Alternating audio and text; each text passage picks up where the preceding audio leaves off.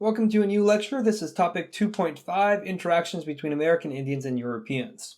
The theme here is America in the world. Of course, America here still refers to the British colonies and how they're interacting with other nations. The learning objective is explain how and why interactions between various European nations and American Indians changed over time. And the first key concept is interactions between European rivals and American Indian populations fostered both accommodation and conflict. French, Dutch, British, and Spanish colonies allied with and armed American Indian groups who frequently sought alliances with the Europeans against other American Indian groups. This is to say that American Indians, though they had been the victims of and were on the losing end of several European interactions through direct violence or disease, still held agency over their future. Natives were acting on behalf of their own best interest, and sometimes their own best interest was allying themselves with the European groups to try and beat their traditional rivals. This was especially true in the Northeast with the French and the Dutch settlers allying themselves with former enemies of the Iroquois. The Iroquois Confederacy had a large dominance over the area that covers modern-day New York through the eastern edge of the Great Lakes. Another way in which there was conflict with native tribes is seen through the New England Confederation. It was an alliance of all the New England colonies that had consolidated power to deal with American Indians, runaway servants, and other boundary disputes. It lasted for about 40 years, and within those 40 years, they defended the New England colonies from attacks that came as a result of Metacom's War.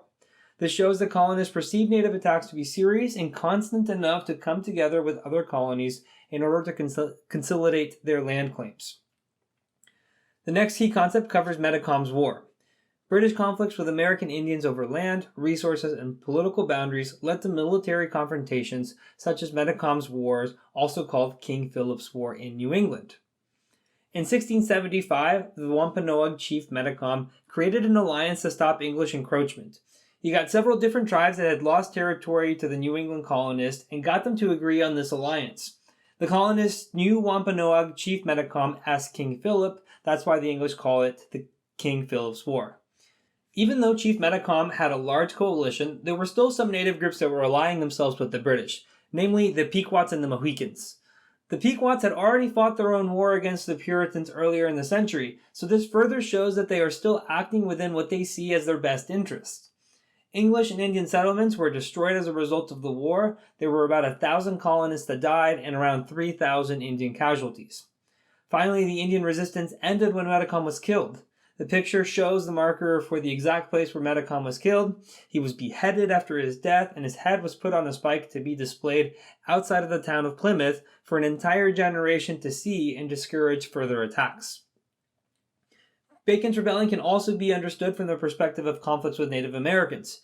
Remember, farmers in Virginia's western frontier wanted to continue to expand and have that land be protected by the Virginia colony. At that moment, they were more prone to attacks from American Indians, so the governor, William Berkeley, said he wouldn't protect further expansion out west, lest it spark further conflict with surrounding tribes.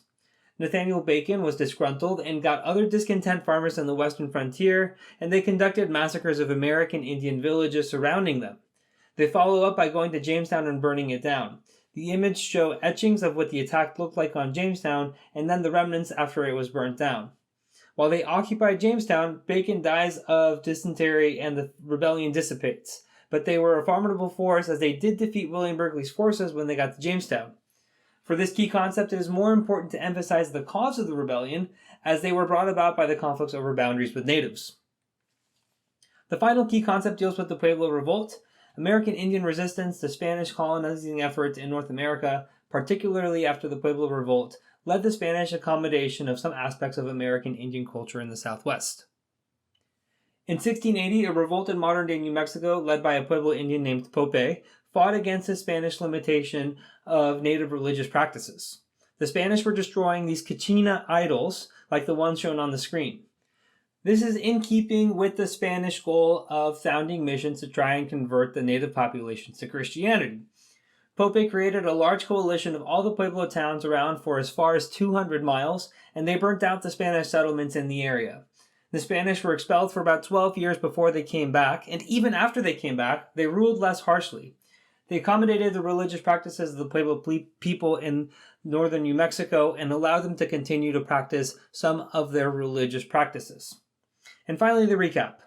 There were instances in which natives allied with the European powers, and major conflicts between English settlers included Metacom's War and Bacon's Rebellion.